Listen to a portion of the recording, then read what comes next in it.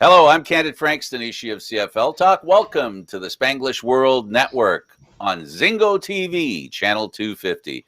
Please remember to download the Zingo TV app at the respective app stores for iOS and Android devices. While you download the app, make sure you rate and leave a comment. Both apps are absolutely free. Zingo TV is available on Google Chromecast, Amazon Fire TV sticks, Roku sticks, and also on all smart TVs 2016 forward. Now on CFL Talk, joining me is David Morris-Sudi. Aaron Russell, Mackenzie Nagy, Naj might join us. He had an emergency that came up, but we hope to have him there. David, it's an interesting week, and we had a little pregame conversation. And I guess we can start with, discussing the reality of there being a season. As you pointed out, the provincial government has seen it in its infinite wisdom to throw their support in whatever way can manifest a season for the Canadian Football League. Yeah, Lisa McLeod, she is the Ontario Minister of Sport, and she said that there's a big likelihood of, there seems to be more optimism surrounding the CFL coming back if they deem that it is, safe. That's the Right. big part, and let's also not forget that Ontario has a big stake in this because they're the ones who are planning to host the Grey Cup in Hamilton. Right. So They have three, economically, and they have three teams. and they have three. Yeah, they make up three teams. We know how Hamilton's stake and everything CFL Yes. related.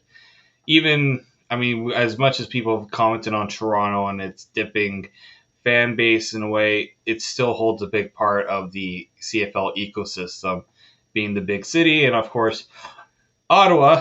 Um, they're a team that saw a big rise, and they want to get themselves back on the field. They all do. Yeah, and the CFL, because of the lack of fans, at least at the beginning, for now, the talk of fans is at the very least not even in its early stages. They're talking about the fans. Okay, I just thought I'd throw that in there.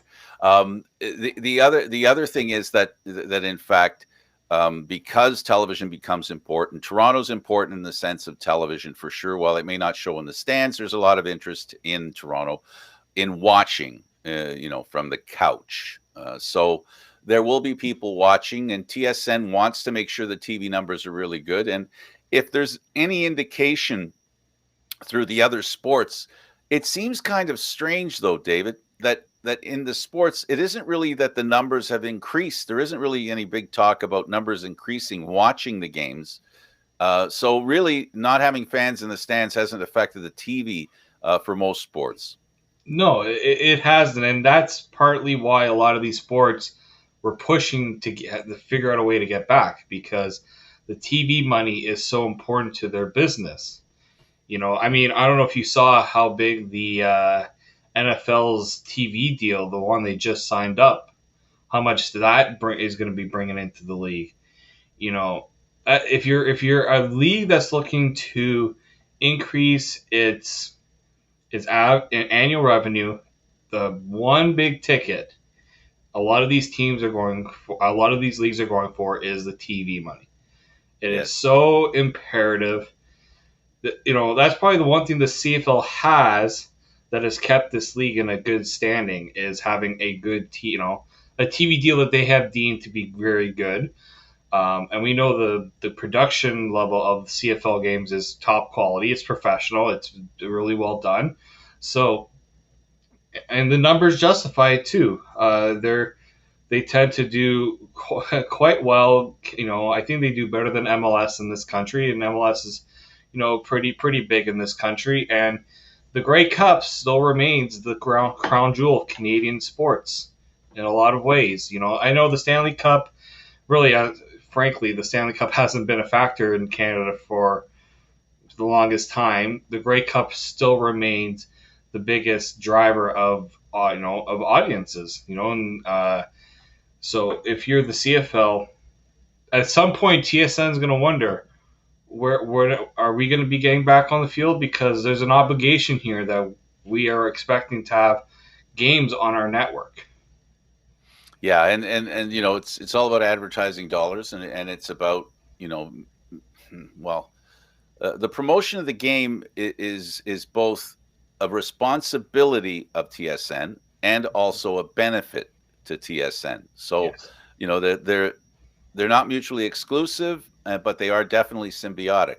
So it's important that the games be on TV because that will mean the games are on, and I think that's the primary concern.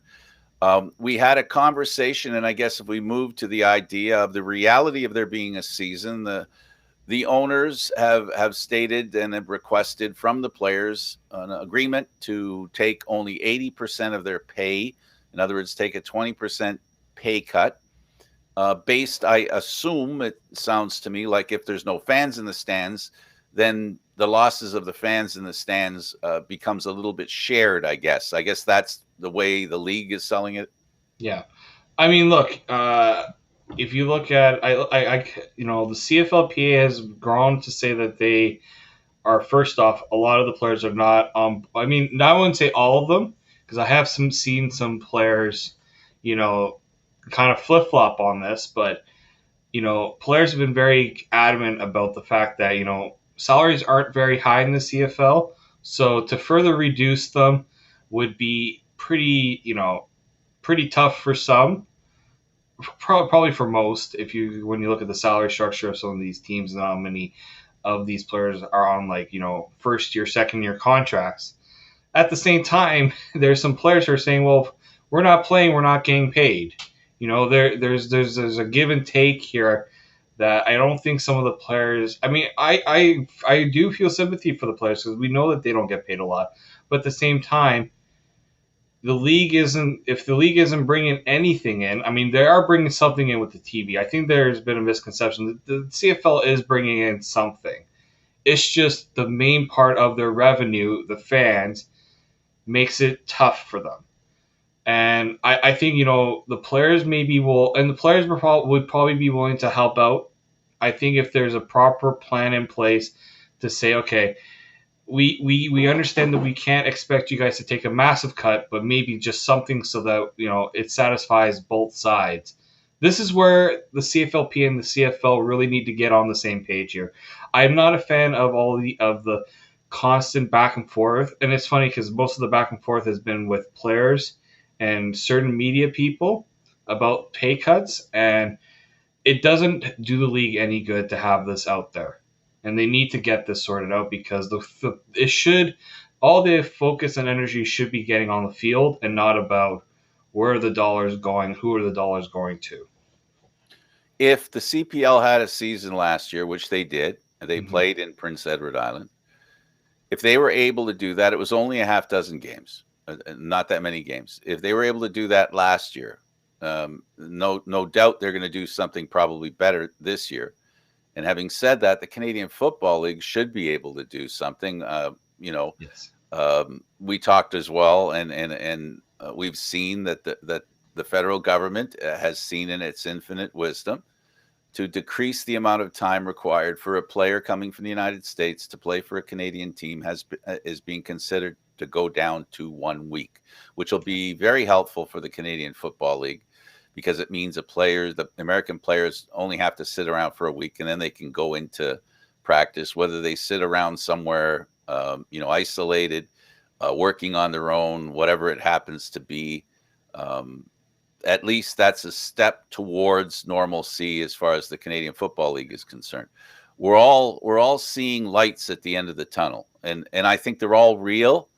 It's just a question of how close they are to us getting into that light. That's the only issue. Yeah, I mean, the good thing is we've no the proposals that were being done last year were being done really late. We're here in the end of March, and it seems like the proposals are pretty much almost ironed out, and there's conversations being had with government, which that's an encouraging sign. There's been talk about whether the CFL can start on time, and are they going to delay it?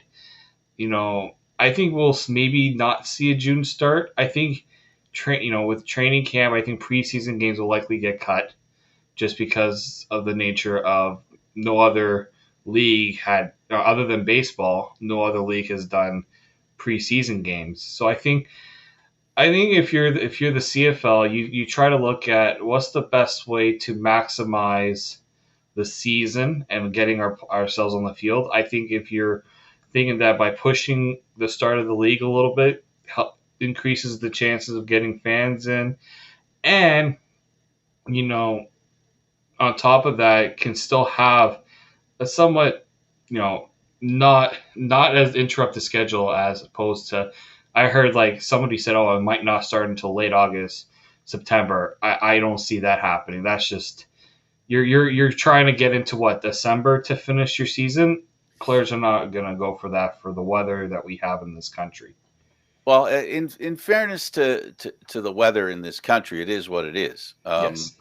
If one were to be talking about a Grey Cup in Edmonton or in Calgary again, both those places, or Saskatchewan this year, moving the season, further into closer to the new year, I would agree with you wholeheartedly. But a little bit of me says, well, you know what? Here in Southern Ontario, Hamilton, Toronto, the weather can be more than agreeable for football. In fact, I would call it perfect football weather, where you got to wear your coat, but you don't necessarily have to put on your mucklucks and your hoodie and all that stuff, if you know what I'm saying. So, in regards to that, it won't be so bad because it's happening here in the east, in the Southern Ontario area, where it does tend to be warm. We've had Christmas days here where you walk out and it's almost not normal, but it's about average, give or take. The weather on Christmas Day isn't so bad here in Toronto. I've been out in a t-shirt a couple of times in the past few years. I don't know if that's a testament to how much I'm willing to take or not, but essentially, in my opinion, it's just a little better in this case. I'm looking for a silver lining. That's the silver lining I see there. The issue of the Canadian Football League playing this year is a function of necessity. Necessity because we need it, just like we need there are a lot of things we need. We need to go out. We need to go eat in a restaurant. We need to spend time with our friends. We need to spend time with our elderly family. If we're elderly, we need to spend time with our younger members of the family. We all need that interaction. So, it isn't just about football, David. That's the whole thing here. It isn't just about football. It's about being people and allowing people to work too, which players do. I will also say that another thing to bring up with the fans aspect and getting people back is how many people in certain regions will make paying for a CFL game the main priority. We know in a lot of places they'll be running to go to a CFL game. Other places it's gonna be a tougher sell because income has become, a lot of people have had to make really tough choices income wise. The CFL, and this is the fear I have, the CFL has to be very, very careful with how they approach that because we've seen the backlash when you try to overestimate what you think your fans will pay, as we saw with the Grey Cup, last Grey Cup in Toronto in 2016. That's something I also think needs to be needs to be put into out there before the CFL really thinks about, yes, it's good to have fans back, but don't think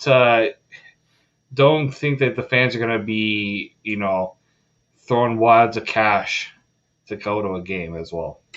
Oh, well, we're talking about CFL fans for the most part. One of the attractions of the Canadian Football League is that it's not a costly game to Mm-hmm. participate in as far as season tickets are concerned. Um, and a lot of that is a function of people not having the money to spend on big league sports. I could make jokes about people driving to CFL games not in their Lamborghinis.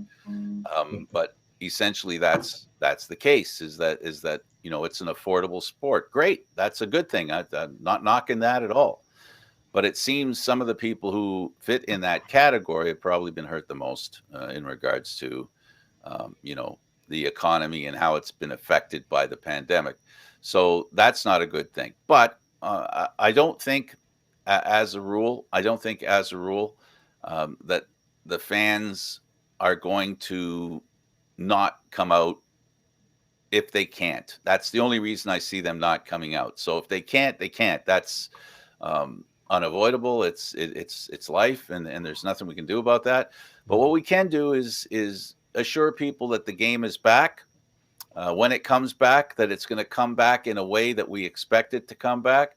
The competition is going to be great. We've seen, free agency, a lot of really interesting moves. We've got a situation where you have teams who can't wait to come back, like Hamilton, that want to get to the Grey Cup, want to win that Grey Cup, want the great team that they have together to get a chance to play for the Grey Cup, and that naturally follows, right, that the fans too are following along, and that they want it to happen for that reason, right? And a few years ago, it was the norm that the home team would win the Grey Cup, and Hamilton's hoping that happens, and God bless them, and I hope they get a chance to at least dream about that, because we all know, for those of us that live in the bubble that is the Canadian Football League, and enjoy everything about the Canadian Football League, even complaining about it, even criticizing it, even criticizing the teams and the fans in it, that's what we miss, is that interaction. Exactly. I mean, the problem right now with the CFL is, and admittedly, this has been something that's been going on for a little bit, is most of the talk has been about things happening off the field than on the field. And if you're a football league, if you're the CFL, I know what Randy Ambrosie was trying to do with that XFL announcement, but unfortunately, there's been way too much talk about stuff that's happening off the field, and I haven't seen nearly enough talk about what's been happening in this free agency. I honestly, I've been looking elsewhere, and not many places are putting the focus and energy on that, because it's not really what unfortunately, that's just not where the conversation is being driven towards, and that's the unfortunate part.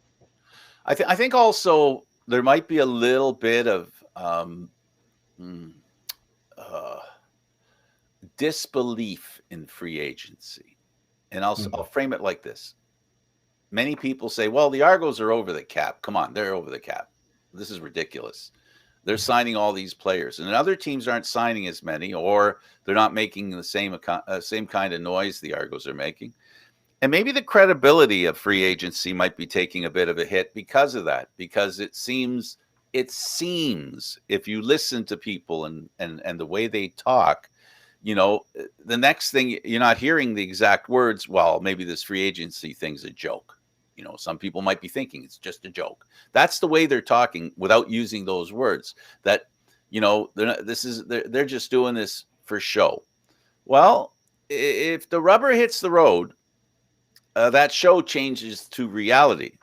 And if it changes to reality, if the Argos need to basically massage the cap and figure out how to make it work, then they're going to have to make it work. And the other teams who have apparently, I'm saying just apparently, who appear to have basically sat on their hands a little bit more, they're going to have to move real quick once the season actually is upon us. That's the fun part also, that we're going to get a chance to see. We're going to see actual panic. We may not see it out loud, but we're going to feel it. We're going to know it. There's going to be battles for certain players to fill out the roster, because now the competition is for real. Do you agree with that? And if you do, when do you think that time is going to come? Is it going to come when training camp happens? Will it be just before training camp? When will that moment come when teams are forced to accept the reality and need to act as if there's going to be a season? Because signing people means you have to commit money, and that's the difficult part, considering the position teams are in at this very moment. I think you're going to see a mix of both. I think you're going to see a time where, and when we know for sure if the season's coming back, some teams are going to act a little differently in terms of, okay, now I don't really, I'm just trying to think off the top of my head if there's really a player out there that hasn't been signed that should have been signed by now. Because really, I can't think, most of the top ones went to Toronto or elsewhere. I can't think of, I know some players have, considered retirement and all that stuff. But there might be a bit of okay, let's finish up tightening up some loose ends on our roster. But I think the most of the moves are going to be made near the end of training camp before the contracts get guaranteed for this. Or there's like the bonus of making. I think it's if there's a bonus that players make if they make the roster. That's usually where you see a lot of the cuts. I always point back to what Hamilton was able to do when Chris Van Zyl was let go by the Argos. Almost immediately, Hamilton had room to sign him. Those are the types of moves that I think a team like the Argos might make if they deem that it might have to happen. They signed quite a few, American players who are former NFL picks, hoping that maybe one of them can maybe replace someone that's making a little more money on the roster, or the other way around, where they've signed a bunch of these guys and lo and behold, they come to training camp and unfortunately, it just wasn't a fit. You're going to see a lot of those things. I think, I think it's mostly going to happen in training camp because the longer you wait for it to happen, the less likelihood of another team trying to figure out ways to maybe, if a good player gets released, teams are like, oh, we don't have the room now. We kind of wish we did. Yeah, I think the most I think the most attention has been given, and I think it's very important to the Canadian players. A lot of the teams, there aren't many really, really good Canadian players out there. So, the Canadian Football League, each team, I think they all know you're not as good a team without really good Canadian players. So that's as good as you are, depending on the good Canadian players that you have. The long shots. That's I think why, and I think you've highlighted it quite well actually. One of the reasons why the Argos have this, people have this perception that they're well over the cap is because they do have an inordinate amount of Hail Mary passes signed. I really do agree with you. That is very true. More than any other team, they've signed players who, aren't credited with being actual pro football players that know the Canadian game. And we all know that pro American football players who come to Canada to play football, I don't know how many of them step onto the field the opening day and they start having never played in the Canadian Football League before, or ever been on a roster before. And having success right away. Right. That's to me what makes the situation, understandable that the Argos could sign so many players, because they do have a lot of Hail Mary players on the roster that probably won't make the team, but they're interested, as you said, in seeing what kind of contribution they can make. You have to try things. In the Canadian Football League, it's not unusual that you bring in players that, for lots of different reasons, that normally in a normal league like the NFL or any other sports league, you wouldn't bring in, right? You wouldn't bring a guy in who has been charged with marijuana possession, and then that gets him out of the NFL. You bring him to the Canadian Football League because we don't frown upon that. It's legal in Canada. So, and the league has always been, sympathetic to players who've had that as an issue. And there have been ones that people have been sympathetic to. But the point is, it's an issue that you can play football in Canada with that problem, but you can't in the U.S. So it's an opportunity to play football. So then the question becomes, can you play? Are you prepared to play? Do you take playing in the Canadian Football League seriously? Do you understand the competitive level of the game? So all these things that American players who come here who don't know anything about the league, they learn it really quickly. Yeah, when my first full season covering the Argos was the year they won the Grey Cup. Two prominent American players I remember they brought in their first year. Victor Butler, who was an NFL player, he was incredible to start the season. He led the league in sacks, kind of dipped a bit at the end, but he really got it. And then funny, James Alder Jr. didn't start off as the starting running back that year. It didn't happen until I think almost midway through the season, or past the midway point of the season, where he had a breakout game. I think it was against Edmonton, where now he started to understand how the CFL game is.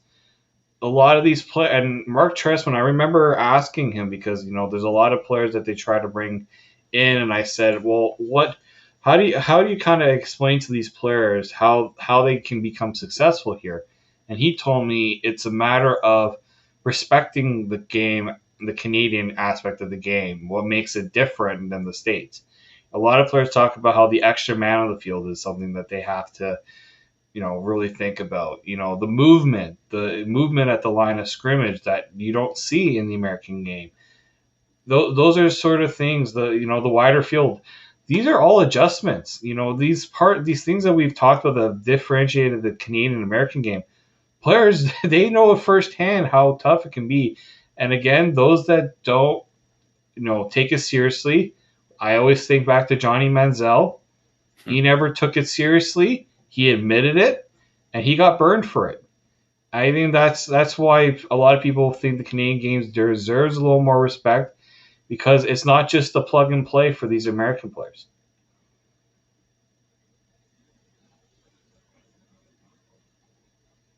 Oh, looks like Frank froze on me.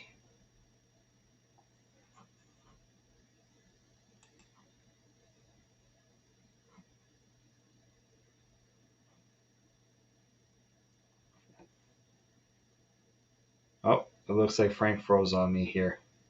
What? There we go. Oh, Oh, okay. So we've lost. there we go. Oh, There we go. We got you now, Frank. Yeah. You're good. Okay. Perfect. I saw the. Oh no, we never like to see that. Don't you love seeing that? Anyway, so by position, every position is affected by the rules of the Canadian Football League. Every position is affected to a degree or another. Victor Butler, he played it on the line, which there's a yard that isn't there in another football. There's, like you said, the motion, and so basically, there's a little less for him to deal with. He probably had a better chance to be successful, let's say, as opposed to a defensive back, if I throw that out there, Yes. or a quarterback. A quarterback for sure. The people that in front of them, everything looks different. So we have a great game. A lot, many people now are doubting its survival. When you talk about the XFL and the conversation, to have a conversation about a conversation for a soon conversation, if it's a conversation or not, that raises the issue of we are in trouble. And I don't think that's the message that the CFL intended to send, No. but it is a message that they sent. And is it one, am I wrong? Did they send it on purpose as sort of an SOS, to let everybody know, hey, we're in danger of losing our existence here. Make no mistake. We just had a report that in fact the Bombers lost $7 million. That's what they're claiming for the 2020 cancellation. $7 million in the grand scheme of things. You talked about the NFL contract. I thought I heard a comparison that one sponsored game in the NFL is more than the CFL gets for a whole season. Just to, 1 week, yeah. I think it was 1 week, I think. That just highlights the massive difference economically, the beast that is the NFL and the fawn that is the Canadian Football League. And I refer to the fawn because it's a gentle, beautiful creature that, gets hunted down, is a target. And the Canadian Football League is a target emotionally, it's a target financially, it's a target from people, it's target from the media, it has its haters, it has there's so many variables when it comes and hurdles that the CFL has to jump to survive, just to survive. Yeah. And so a $7 million hit to Winnipeg is a lot of money, especially because, and this is the thing, they're on a schedule to pay for a stadium that they only use 10 times a year, So, it's a tough situation, a beautiful stadium. So, there's a lot of times when you can overcome, problems. I know it sounds silly, but they happen at the right time. but sometimes problems happen at the worst possible time. And I think that's the case for both Hamilton and Winnipeg because of the stadiums they have, and Saskatchewan because of the stadiums they have. They need to make that income, and it's a worst case scenario for those three teams because of the stadiums. You've got there's three community teams, and those teams can't have a profit. They have to dispense of whatever money they made the previous year, so they've got to make money the next year. So these challenges are ones that the Canadian Football League has to go through. They're ones that they have to survive, and they looked for help because they needed it. The league didn't handle it right, I don't think, in asking for help. Now they're at the point where I don't want to use the word desperation, or last chance, but I am saying that the burden is getting to be a little too much. The $7 million that Winnipeg lost last year can't happen again. They need to at least break even so that they can work towards the following year.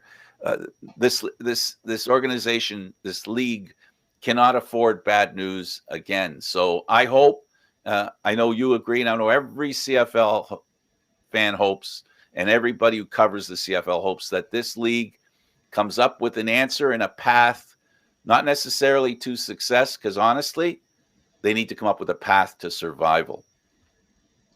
Two things I'll even add to that. I think the CFL has come to the realization that it just can't rely on this country to support this league. I think that's what it's saying. When the CFL made this grand, and I always point to the global initiative, CFL 2.0, that was Randy Ambrosie kind of saying we need to look elsewhere for revenue because in this country we are struggling to find it. And we talk about, yes, the TV contract is good. In a lot of places, ticket revenue tickets are being sold. But I look at the fact that, how do the other leagues do it? The other leagues have a lot of global interest. This is, I think, what the CFL was trying to do with the XFL.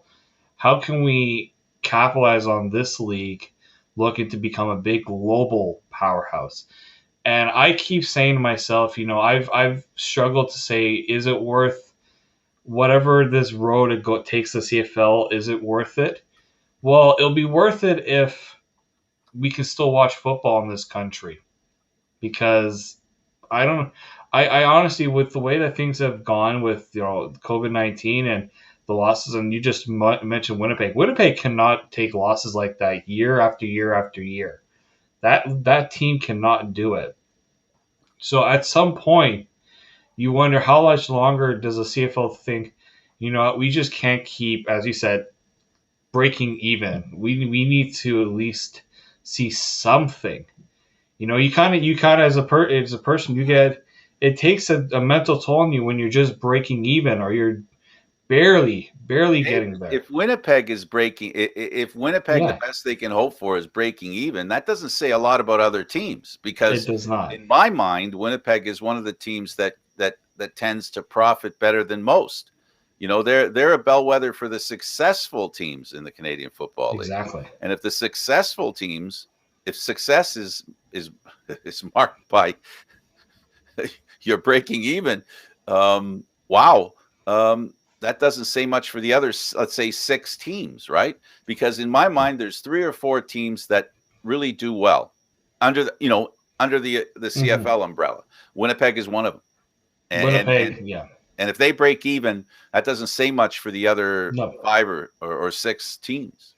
Well, that's the thing, right? The CFL is in the red because of everything that's happened with COVID-19.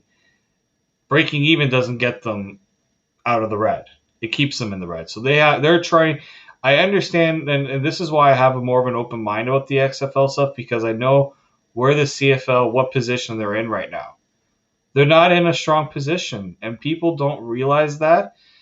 And the whole idea of, well, if once you get in with an American company, you lose your you lose your flavor, your Canadian flavor. I totally get that, but the flavor will go away if you don't do something. something different, something you haven't done before. I think the CFL has, and I know Aaron, we talked about this last week. The CFL hasn't necessarily done the best job of getting everything out of this country, but at the same time, this country has also shown that it just there's, if you're trying so hard to get this country to fall in love with the game, it gets tiresome. It just gets it's you, at some point you have to just think of other ways. You can't keep beating the same drum every time. You have to try a different tune. Well, I think everyone needs to be patient when it comes to the Canadian Yes. Football League, because the Canadian Football League, the reality is there are going to be challenges that people aren't even talking about right now. I'll talk about one right now. I'll mention one right now. The loss of people who had to be laid off and or completely fired or whatever, who are now off the payrolls of whether it be the teams or even the league itself. I am concerned deeply with the brain drain when it comes to the Canadian Football League and the people who help make it, the entity that it is. It isn't just about Randy Ambrosie. It's not just about the owners. It's not just about the players. It's all those other people that do jobs in the Canadian Football League and promoting the game. Everybody that gets involved to make it as good as it can be under the circumstances, if you want to be negative, that they find themselves under. So there are people who understand the game and who are a part of it or who were a part of it. David, what scares me more than anything, and I don't begrudge it to anyone who's been let go by the Canadian Football League, they find a job and they don't come back. But we lose that.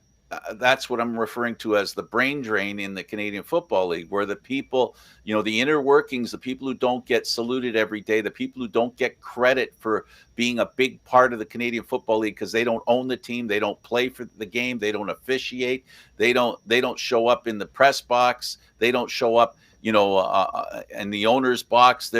All they are the people who do the yeoman's service, the people who do the work that no one else knows how to do, and some of them have been in it for years, which gives them an advantage on performing their job, doing their job. Those people are gone. Those people are no longer with the Canadian Football League, whether it be temporary or permanent.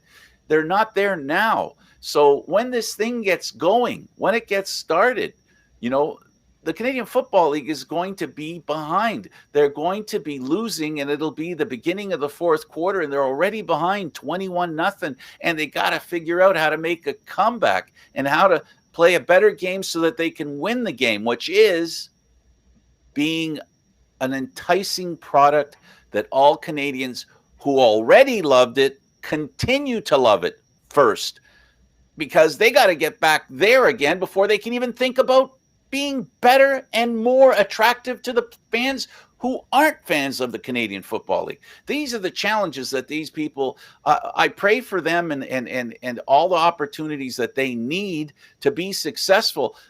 We really, I get mad at myself when I start thinking about stuff about the Canadian Football League and go, okay, what's going wrong? What can go wrong? And stuff jumps out at me and I hate it. It's so frustrating. It's very frustrating because every league needs needs to be able to market itself to the right audience, to its audience. Well, unfortunately, if you've taken away a good part of the people that do that, I mean, how are you going to market it, right? And I think you're totally right. I know a lot of the people that were let go. I know some that were brought back, but not fully brought back. I know some that just said to themselves, "Look, I need to think about my own situation and what's better for me." And waiting around for the CFL wasn't an option for them. Just it's the reality. That's the unfortunate part. Luckily for them, TSN still has all their experts there. That'll be good for them when it comes to getting the field back on the field. But as you also said, there's a lot of the other aspects of the game that I don't think people really think about. People in the operations department, those that handle game day stuff, how many of them are coming back?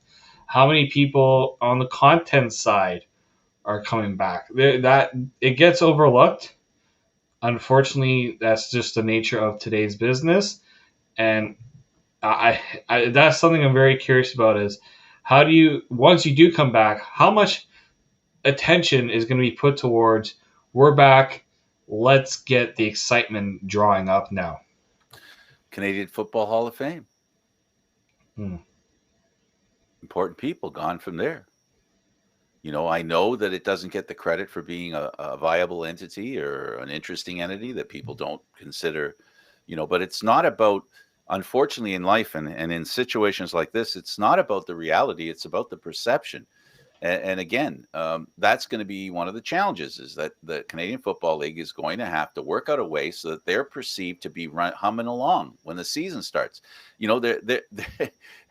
They're going to have to be running at 0 to 100 in -3 seconds. They're going to need to do that's going to be tough. That's why I'm going to be patient with them. But that doesn't mean we shouldn't be constructively critical of the Canadian Football League. We need to be constructively critical. We live in a world today where it's only about criticism. Gotcha. I don't want to sit here and say, see, I can show you how the CFL is in trouble. Well, it's fair to say that, but also I think we should look in the context as well of what it means and how they can get out of it. So now that I've highlighted something as far as employees are concerned, they're going to have to figure out. The league's going to have to figure out where what happens always. You're going to have upper management having to work much harder, than they normally do because they're going to either have to, start things until the regular employees come back and or get the new ones up to speed. So, the league has a challenge and I don't know that it's any different. I think a lot of people can understand people who've been laid off work because of the pandemic, restaurants that have closed, stuff like that. You know better than anybody the issues that the Canadian Football League are going to go through because you have your employees are laid off. Now you got to bring them all back. You got to figure out which ones you're going to bring back. Okay, what do we got to do? We're starting from scratch. We haven't been around. What are you going to order? All this stuff is going to make it difficult. So, in my opinion, I'm going to watch the way the Canadian Football League takes out of the gate, and I'm going to watch it with yes. I'm going to be mentioning what I think is going wrong and what they need to fix if we see it. But I'm also going to say, but isn't it to be expected? Like show a little compassion. Not something this league, our league, for the most part, hasn't been shown over the years. I mean, it is probably the league that gets the least amount of compassion outside of the people who are directly involved in it. I always say the issue I have with people who bring up the pointless amount of criticism towards the CFL. I say for somebody who brings up a lot of the criticism, aren't many solutions being thrown the other way. Mm-hmm. Well, if you're going to bring up a criticism about how the CFL has done things, well, what would you rather have them do instead? Right. That's the other thing. It's always easy to point out the criticism, but finding the solution is the hardest thing. And I think for the CFL, really, what were they going to like? Going to have people preparing for games that aren't happening. Like they've tried. I know they've tried to repurpose people into different roles because you don't want to be letting go everybody, but at the same time, you can't justify keeping certain people, and I totally get that, and I think they understand it too. But now, they're in a very unique position where they've kind of been dormant for a bit, and as you said, the alarm bells are coming out, and they're running, a half hour late for their job. Yeah. And when they get there, they're going to have a lot to do. And I hope people have, especially the folks in the Canadian Football League, which I feel a pride in being a part of them, being aware of them, having been immersed in them, having listened to them. Um, even the negative people when it comes to the Canadian Football League. I understand. For example, I understand why Hamilton fans hate the Argos, not necessarily the fans, but why they hate the Argos. It's because they're important to them. I mean, they wouldn't hate the Argos if the Argos meant nothing to them. It is because beating the Argos makes their day, their week, their year. depending which game they're playing, right? So that passion needs that passion that they prepare for and generate before the season starts. It isn't happening. So it's very frustrating. So for even the fans, there's going to be this time when they're going to run into autopilot, but it's going to feel awkward at first, feel weird at first, right? So I'm dying to get past that, but we'll never get past that stuff until we get there and get a chance to watch the games. As much as watching old games is great. There's one thing I learned over the pandemic. I don't know if you've learned it, but I know I've learned it from the leagues that hadn't played to when they started playing. Not that it didn't matter there weren't fans in the stands. It was nice to watch a game that you didn't know what the outcome was going to be, and you had to watch it to find out. You know what? That is so true. There were games that I watched and I was like, you know what? Yeah, I know what's gonna happen. I know when it's gonna happen. So I was like, yeah, I can't. I'll maybe watch for that one moment that I know that's coming. That's why it's funny because the UFC was, I think, one of the first Absolutely. live sports to come back, and there was a reason they did it. They knew the appetite for something different, for something that was not predictable and they already seen. There's a main reason why I was an F1 fan for the longest time. I wasn't a massive following every week for a little bit. There was a little dormant period. During the pandemic, boy, did I become the biggest F1 fan again because guess what? There was a race every week. I hadn't seen a race, and you there's just the drama, the theater of live sports is unmatched. And this is why, as a CFL fan, yeah, there is games you probably you don't remember, or there's games that if you watch again, it'll give you goosebumps. But then it comes to the point where what there's an itch that needs you got an itch, you got a desire for just it's you want something new, you want the thing that made you a fan in the first place, and that is just the atmosphere of the CFL. Now, the atmosphere is going to be different regardless of what when we come back. The atmosphere is going to be different. I hope CFL fans realize that and are prepared for it, because if whether they come back with fans or not, it's not going to have the same feel. It's going to be a little bit different. But I think just having the game back, talking about the Rouge, talking about the Waggle, talking about all those things, it'll start to feel like home again. It'll start to feel like, okay, we're feeling comfortable again. Absolutely. Watch the first hockey game back. Watch the first basketball game back. It sounded weird. What everybody said was true, that it would sound weird because there were no fans. But really, whether it's the players have tuned out the fact that there's no fans or what, the games are, in my mind, are just as compelling. Unfortunately, yes, it's true. The fans do not have an impact on the game. And that's totally true. Especially in moments like, for example, in the last Leaf game, they were behind 3-1. They won 4-3 in overtime. If that was played in front of a crowd, the juice would be incredible. So, yeah, that's missing. That's missing. But the actual mechanics of the game is there. The way the game is played, what you love about the game, watching that goal, watching that save, we want to see that catch that we've never seen before. We want to see that pass that we haven't seen before. We want to watch a team fulfill its dream and fulfill the fans' desire to watch it win. I don't want to see. I don't have as an Argos supporter in the past, I've tried to be unbiased. But I'll say this, watching Hamilton fans celebrate beating the Argos, it's not something I look forward to, but I understand its absence. I understand how important it is to them. I understand how important it is. Even this is underplayed because the Argo fans aren't as vociferous and aren't as, I use the word mean. We're talking about football.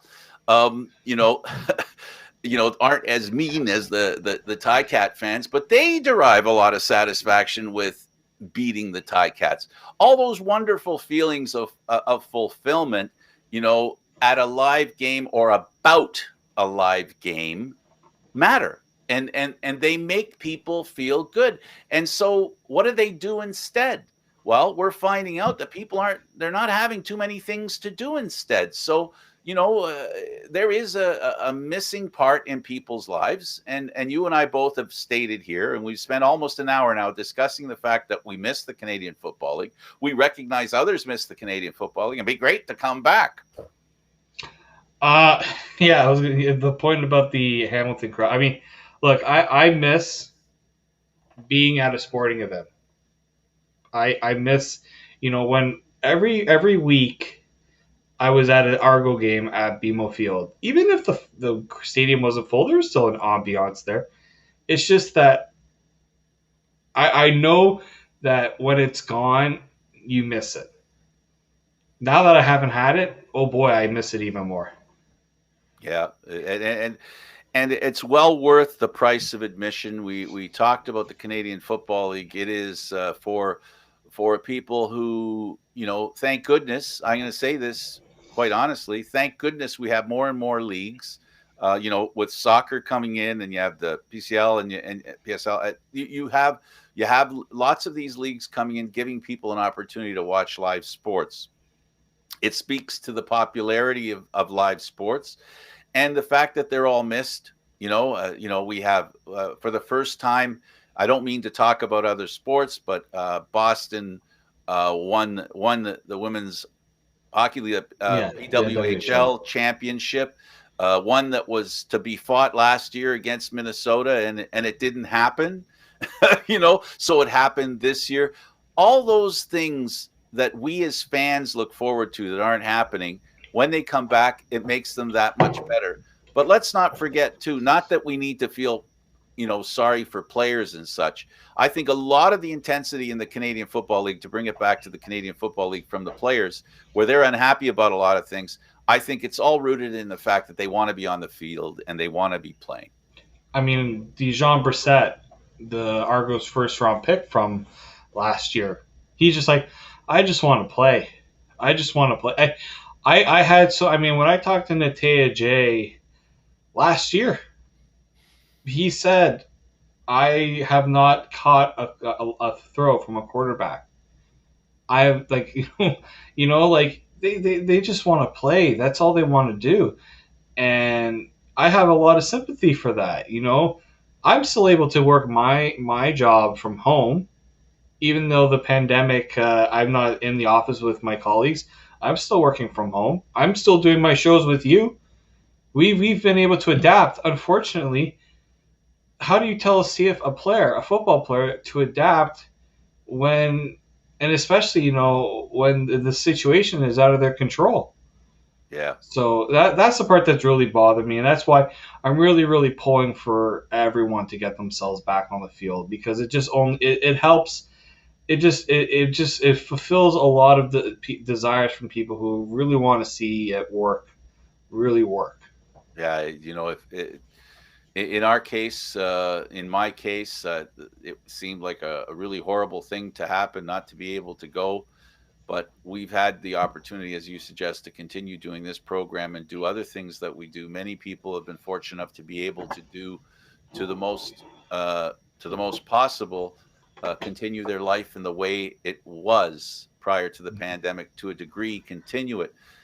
Yeah, some athletes have had to, the intensity of the game, the preparation for the game, the purpose, that they lose. I mean, purpose. It's it's only a seven-letter word, but man, does it carry a heavy burden in your life if you're purposeless. You're just spinning your wheels. You're just going in circles, and it's terrible. It's water torture. It's There's no other way to explain it. I'll give you the last few seconds. The hopes for the season at this point. Do you see a season coming? I do. I really do. Unless I know the talk about fans still remains predominantly the big conversation, but I hear how much they want to get back on the field. I Okay. think they understand they can't have another season We'll where leave they it can't. there. We'll leave it there. For David Morisuti, Yeah. I'm Candid Frank Stanishi. Thank you for watching CFL Talk, seen live Mondays at 1 p.m. Eastern Standard Time. The show can also be heard on the Spanglish World Network, CFL Talk, news, entertainment, and other sports programming we offer. Please check out SpanglishSportsWorld.ca. Spanglish World. Watch it, hear it, read it, download it, and live it. Thank you for watching. I'm Candid Frank. Until next week. Later.